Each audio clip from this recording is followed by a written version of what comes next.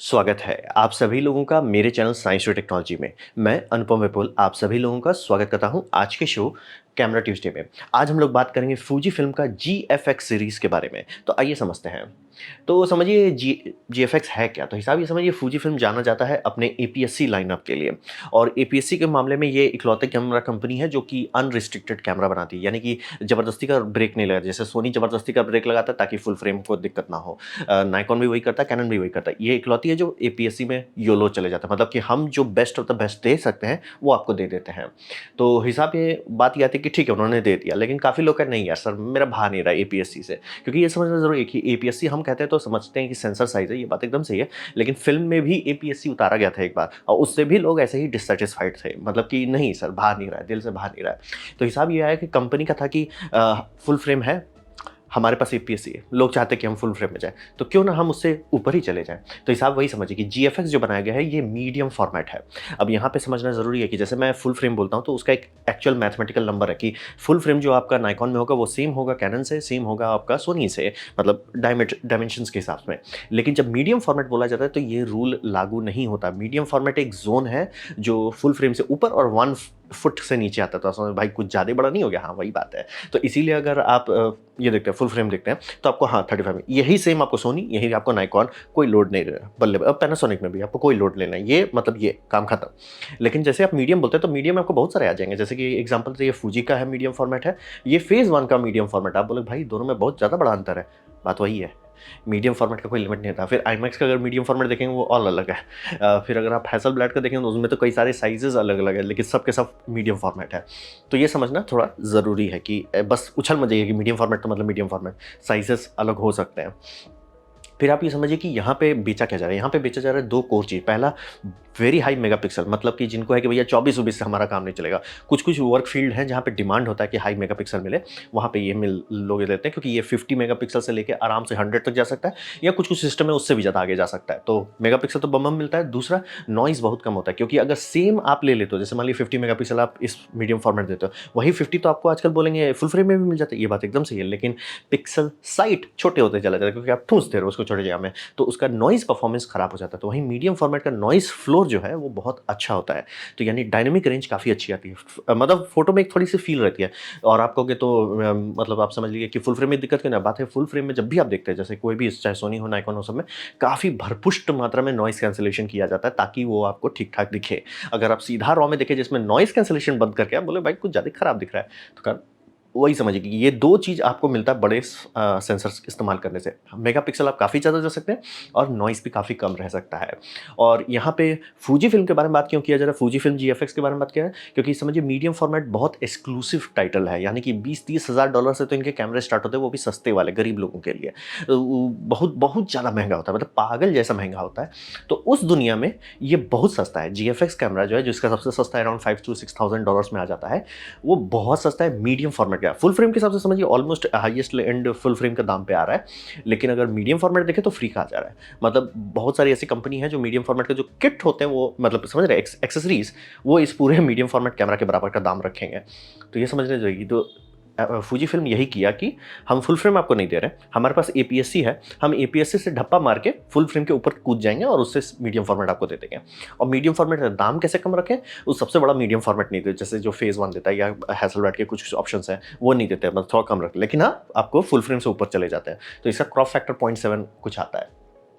तो ये हुआ जीएफएक्स। तो बात बनता है कि कंपनी ऐसा की क्यों उटपटांग चीज। तो हिसाब ये समझिए कि हमेशा एपीएससी को लोग लो कॉस्ट और एमेचर ऑप्शन मानते हैं। आपको पसंद हो चाहे नहीं हो, चाहे वो बात टेक्निकली सच हो या ना हो, फर्क नहीं पड़ता, लेकिन इसका ये परसेप्शन नेगेटिव फिल्म के टाइम से चल रहा है। तो ये समझ लीजिए कि लोग मान के बैठे पड़े हैं कि भैया एपीएससी से नहीं कुछ होगा, और इसका एक सेल्फ फुलफिलिंग प्रोफेसी वाली बात हो जाती है। यानी कि अगर आप एपीएससी कैमरा बेच रहे हो और आपने उसके लिए बढ़िया बढ़िया लेंस बनाया, और मार्क 2 लेंस के लिए आप वेट कर रहे हो कि लोग खरीदें, मार्क 1 खरीदें, उससे पैसा आएगा, उससे मैं रिसर्च डेवलपमेंट करूंगा, उससे मार्क 2 बनाऊंगा और अच्छा करूंगा, वो अगर आपका नहीं हो रहा है क्योंकि मार्क 1 नहीं बिक रहा है, क्योंकि लोग एक्सपेक्ट कर रहे हैं कि भैया ये फुल फ्रेम जैसा हो, जो कि कई जनरेशंस का मतलब पॉलिश के बाद आया है, तो हो जाता है, मतलब समझ सेल्फ फुलफिलिंग प्रोजेक्ट बिकता नहीं है, बिकने के कारण ये हो जाता है कि भैया जब बिका ही नहीं तो उस पे कौन रिसर्च करे, कौन डेवलपमेंट करे। और बाकी सारी कंपनी के केस में जैसे आपका नाइकॉन हो जाए, आपका कैनन हो जाए, सोनी हो जाए, ये सब का प्रॉब्लम है कि भैया ये ज़्यादा मेहनत तो करना ही नहीं चाहते एपीएस में, क्योंकि इनका फुल फ्रेम से कट होने लगेगा। तो घूम फिर के ये सेल्फ फुलफिलिंग प्रोफेसी बना देता है कि लो कॉस्ट और एमेचर मानते हैं। इसीलिए फूजी फिल्म चाह के भी बहुत महंगा मतलब $5,000-6,000 का एपीएससी नहीं उतारना चाहेंगे, क्योंकि कोई खरीदेगा नहीं। तो ये समझना बहुत सीरियस बात है। और यहाँ समझिए कंपनी क्यों होती है, प्रॉफिटेबिलिटी के लिए। कंपनी चैरिटी नहीं करती है, प्रॉफिटेबिलिटी रहती है। तो प्रॉफिटेबिलिटी कंपनी का घट रहा है, और चूंकि पूरी की पूरी मार्केट इंडस्ट्री ही ड्रॉप कर रही है, कैमरा इंडस्ट्री ही ड्रॉप कर रही है, तो डूबते नैया में आपका बोट और छोटा हो रहा है, तो ये बात तो गड़बड़ है। तो हिसाब वही समझिए कि फुल फ्रेम में तब क्यों नहीं कूदे, जैसे कि पैनासोनिक की माइक्रो फोर थर्ड भी वही डूबा, उसका भी वही था कि लो कॉस्ट एमेचर्स हो गया, उसके लेंस और ख़राब थे। तो हिसाब वही रहा कि वो तो डूबे। तो पैनासोनिक ने क्या किया कि हम फुल फ्रेम में कूदते हैं। तो ये कंपनी वही क्यों नहीं की कि हम फुल फ्रेम में कूदते हैं। बात है कि इन्होंने नोटिस किया अच्छे से कि फुल फ्रेम में दादाजी लोग बैठे पड़े हैं, चाहे वो सोनी हो, चाहे वो कैनन हो, चाहे नाइकॉन हो। और सोनी जिस स्पीड से आके कैप्चर कर लिया मार्केट, जो मार्केट में होता है ना कि अरे हम नाइकॉन से थोड़ा दुखी हैं, हम कैनन से भी दुखी हैं, हम करें तो करें क्या, सोनी है। अब आपको ऑलमोस्ट कोई नहीं मिलने वाला जो कहेगा कि नहीं हम ये तीनों से दुखी हैं। तो हिसाब बन जाता है कि उस फील्ड में जो पूरा एकदम पहली बात श्रिंक कर रहा है, और उसमें इतना हाइपर कम्पिटिटिव लोग हैं जो कि सालों का एक्सपीरियंस लेके बैठे हुए हैं, दशकों का एक्सपीरियंस लेके बैठे हैं, उससे आप कहाँ से भिड़िएगा सर, फ्री का आप पिट जाइएगा। तो कंपनी ने हिसाब लगाया कि भैया ठीक है, हम आपको फुल फ्रेम के साइज के आसपास में ही मीडियम फॉर्मेट दे देते हैं, हम अपना यूएसपी बना देते हैं, यानी कि यूनिक सेलिंग प्रोपोजिशन बना देते हैं। तो हिसाब ये समझिए कि जंप ओवर कर जाते हैं मीडियम फॉर्मेट्स तक, और इसे ये समझिए कि हाइपर एक्सपेंसिव जो इक्विपमेंट्स आते हैं, जैसे आपका फेज 1 हो गया, हैसलब्लैड हो गया, उससे कम रखते हैं। तो इनके पास अब एक यूनिक पॉइंट आ गया कि आपका देखिए एपीएससी सर हमारे पास बेस्ट एपीएससी है, लेकिन बहुत लोग कहते नहीं यार सर एपीएससी से दिल्ली में हमको कुछ बड़ा चाहिए, ठीक है सर। तो लोग बोलेंगे भाई फुल फ्रेम तो नहीं सर, हम उससे भी बढ़ा दे देते हैं आपको मीडियम फॉर्मेट। बोले भाई मीडियम फॉर्मेट तो बहुत महंगा होता है। नहीं सर, हमारा मीडियम फॉर्मेट उतना महंगा नहीं है जितना आपका फेज 1 का हो जाए या हैसलब्लैड का हो जाए। तो समझ रहे, दोनों के बीच में आ जा रहा है कि हैसलब्लैड आपका फेज 1 और फुल फ्रेम का जो है तो उसके बीच में आ रहा है, एकदम बीच में। ये जगह एकदम खाली पड़ी हुई थी, यहीं कूद गए ये लोग। ये compete ही नहीं कर रहे हैं बाकी किसी कंपनी से, ये बोल रहे हैं हमारा एक यूनिक पॉइंट है, आपको खरीदना तो खरीदो। तो ये कंपनी की नज़र से बहुत अच्छा। और दूसरी बात ये होती है कि कंपनी की नज़र से ये भी देखना होता है, कंपनी कभी भी सस्ते आइटम्स नहीं बेचना चाहती है, वो चाहती है कि एक ही दो पीस बेचें, उसमें ज़्यादा प्रॉफिट हो, ज़्यादा प्रैक्टिकल रहता है। तो अगर फुल फ्रेम में करते हैं हाई एंड कर, इसीलिए चाहेगा सोनी हाई एंड बेचे, सबसे कम दाम वाला सबसे कम बेचे, क्योंकि बेचने से उनको बेचना पड़ता है, इन्वेंट्री कॉस्ट देखना पड़ता है, ट्रांसपोर्टेशन कॉस्ट है ना, बहुत सारा घुमा फिर के नुकसान होता है। लेकिन अगर फूजी फिल्म कंपनी टिकनी चाहती है लॉन्ग टर्म में, तो उनके प्रोडक्ट से उनको प्रॉफिट निकालना है। वो प्रॉफिट कहाँ से निकालेंगे, हाई एंड इक्विपमेंट भेजो, जो कि मतलब स्टार्ट ही होता है $5,000 to $6,000। और ये इस फील्ड में कूदे हैं जहाँ पे अगर ये 5-6 thousand में दे रहे हैं, बाकी लोग बोले चुपचाप से पैसा लो हमको दे दो, क्योंकि हमें बहुत सारे वर्क लोड्स में रिक्वायरमेंट होता है कि अगर आप मीडियम फॉर्मेट से नीचे का कोई कैमरा लेके घुसे, देखो उधर दरवाजा निकल जाओ। तो ये फूजी फिल्म ने एक यूनिक बैंड देखा कि भैया जो करंट मीडियम है फॉर्मेट है और करंट फुल फ्रेम का प्रो लाइन है, उसके बीच में एक गैप है, उस गैप में ये कूद गए हैं। तो सब इसीलिए कंपनी ये ऊपर चीज़ की, इसीलिए आप लोग जनरली फेज 1 का नाम नहीं सुनते होंगे, हैसलब्लैड भी बहुत कम देखने को मिलता होगा। तो बात है कि वो सब ऐसा है कि एकदम पहुंच के लौटे हुए लोगों का है। तो ये है कि बात है आप वहाँ जाना चाहते हैं तो क्या करें, तो इसे इस्तेमाल करें। तो इसीलिए ये इनका ये यूनिक सेलिंग पॉइंट बनाना चाह रहे थे। ये इनको पता था कि पैनासोनिक जैसे पिट गया फुल फ्रेम में, वैसे ये भी पिट जाते हैं, तो इसीलिए ट्राई ही नहीं किया। तो बात है इनका परफॉर्मेंस कैसा है। तो यहाँ पे एकदम समझ लिए, कभी भी मत एक्सपेक्ट कीजिएगा कि ये मीडियम फॉर्मेट जो है धो देगा किसी भी, तीनों मैं बात कर रहा हूँ नाइकॉन, सोनी और कैनन का, तीनों का फुल फ्रेम का प्रो एंड को नहीं धो पाएगा, परफॉर्मेंस के मामले में नहीं धो पाएगा। लेकिन अगर आप इसे कंपेयर करते हैं प्रो लेवल का, जो आपका फेज 1 हो गया या इससे हो गया, उससे भी ये पिट जाएगा। तो बोलेंगे भाई उसमें क्या फ़ायदा हुआ, फ़ायदा ये हुआ कि कंफर्ट ऑफ लाइफ, यानी कि ईज़ ऑफ यूज़ बहुत अच्छा है। यानी कि मीडियम फॉर्मेट जनरली उस तरह का इक्विपमेंट है ना जो बनाया जाता है कि आपको सब चीज़ पहले से ही पता है। तो बात है कि हर कोई ना कहीं तो स्टार्ट करता है, और हर कोई नहीं चाहता कि मैं लड़ाई झगड़ा करूँ अपने कैमरा से 1 घंटा तक, तब जाके एक फ़ोटो लूँ। तो बात है कि कंपनी ने नोटिस किया कि हम फुल फ्रेम जैसा नहीं परफॉर्मेंस दे सकते, लेकिन उससे काफ़ी अच्छा दे सकते हैं जो मीडियम फॉर्मेट अपने कस्टमर को दे रहा है। तो मीडियम फॉर्मेट का इकोसिस्टम बना लिया कि हाँ आपका 10,000 प्रॉब्लम है, हम सब चीज़ को ऑप्टिमाइज़ कर देते हैं, स्ट्रीमलाइन कर देते हैं, जो स्ट्रीमलाइन आपको नॉर्मल कंपनीज देती है। तो ये समझिए कि ना तो आपको फुल फ्रेम जैसा परफॉर्मेंस दे रहे हैं, ना तो मीडियम फॉर्मेट जैसा हेडेक दे रहे हैं, दोनों के बीच में आ जा रहे हैं। तो वही समझिए कि क्या बेनिफिट है, ऑटो फोकस। सारे मीडियम फॉर्मेट का ऑटो फोकस भगवान भरोसे होता है, ना ही मान के चलिए। और उसके कंपेयर में अगर आप फूजी देखें, बोले भाई फूजी का तो बहुत बढ़िया है, आई बस होता ही नहीं है मीडियम फॉर्मेट, ये पहला है जो दे रहा है ढंग से। बैटरी लाइफ भी बहुत अच्छा, मतलब बोला ना, फेज वन के कैमराज हो जाए, हैसलब्लैड के हो जाए, ये सब बहुत मथॉडिक इक्विपमेंट है कि मतलब आप टाइम लेके काम करो। व्हाट इफ कि आपको उस तरह का टाइम नहीं है आपके पास, जैसे मान लीजिए कोई मॉडल आई जिसका प्रोटेक्शन है, फटाक से खींचो सर, उसका दूसरा बुक है, फटाक से चली जाएगी। तो उस तरह के सिनेरियो में आप ऐसा मीडियम फॉर्मेट रखना चाहोगे ना जो आपका फटाफट काम कर सके, तो ये मार्केट नीश में इन्होंने कूद लिया। अब यहाँ पे ही समझिए कि ये दोनों एक्सट्रीम के बीच का परफॉर्मेंस देता है, मतलब the best of the best medium format से नहीं लड़ सकता, the best of the best full frame से नहीं लड़ सकता, लेकिन दोनों के बीच में परफॉर्मेंस दे सकता है। और लेंस सिलेक्शन भी ये लोग का काफ़ी अच्छे से ग्रो कर रहा है। ये अभी इनके टोटल लेंस सिलेक्शन है, 1-2 लेंस आगे पीछे हो भी सकता है, तो समझिए ये लोग 4 जूम लेंसेस अवेलेबल है आपको मीडियम फॉर्मेट के लिए और 9 प्राइम लेंसेस अवेलेबल है। हाँ, लेकिन अगर आप ये सोच के कूद रहे हैं कि इसमें हमको शैलो डेप्थ ऑफ फील्ड मिलेगा, आप डिसअपॉइंटेड हो जाएंगे, क्योंकि फुल फ्रेम में f1.2 जो आता है, आप क्रॉप फैक्टर इस पे मल्टीप्लाई भी कीजिएगा तो भी उतना नहीं आता है, अराउंड 1.4 1.8 तक ही ये सब उतरता है।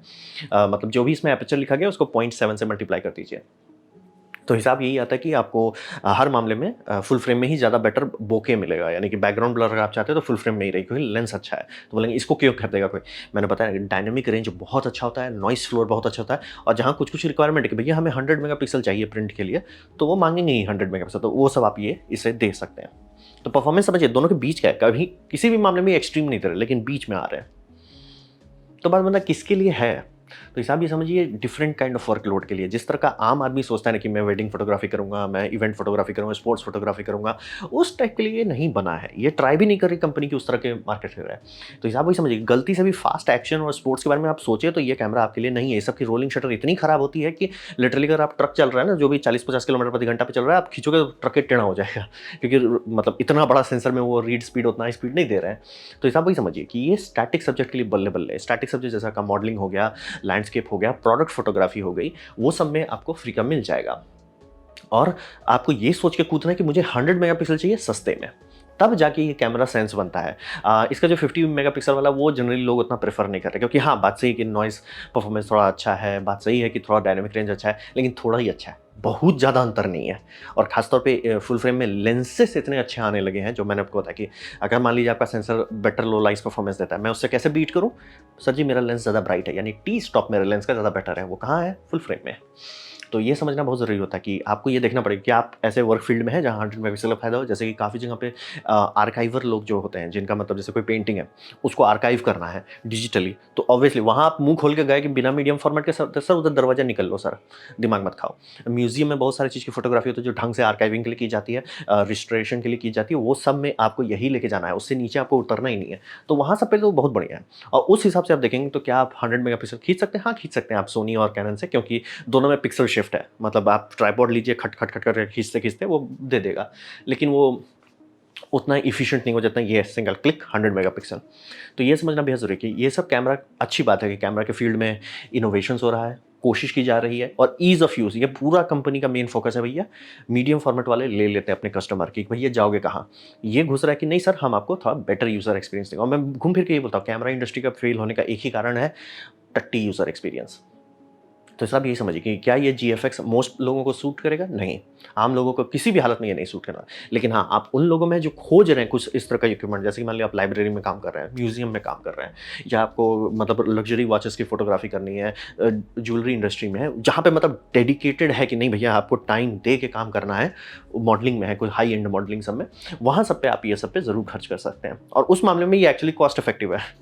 तो उनके लिए, आम लोगों के लिए नहीं है, ये समझना ज़रूरी है। इसीलिए GFX में मैं उतना वीडियोज़ नहीं बनाता, ये बना दिया, एक बंदा पड़ा हुआ है मेरे पीछे तो मैंने बना दिया वीडियो।